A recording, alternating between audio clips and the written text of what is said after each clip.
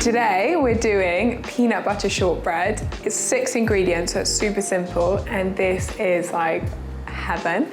You can do it with almond butter as well, or cashew butter, so it's like just nut butter shortbread. It's from our app, which hopefully you're using already, which is 99p a month. It's like 400 and something recipes now. We update it every single week, almost every single day.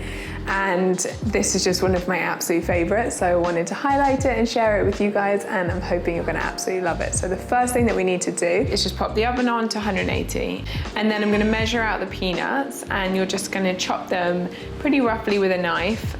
Once those are all cut up, we're gonna weigh out our plain flour, so you can use gluten-free or normal, and then our oat flour. I'm using, this is an oat brand, but again, you could just grind oats down to make the flour yourself, plus peanut butter, maple syrup, and coconut oil, which you want to be melted.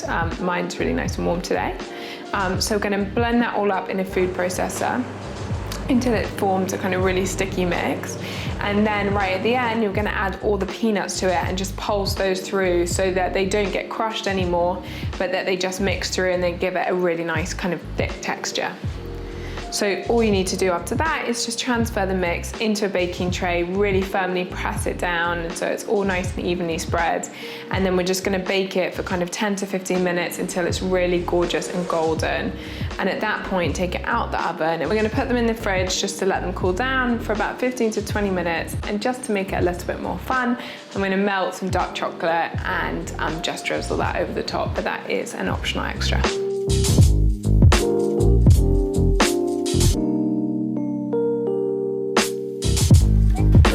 So there we go, peanut butter shortbread with dark chocolate drizzled on the top.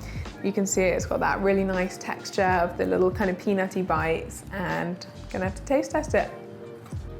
So, heaven. And you can see it was so quick, so simple.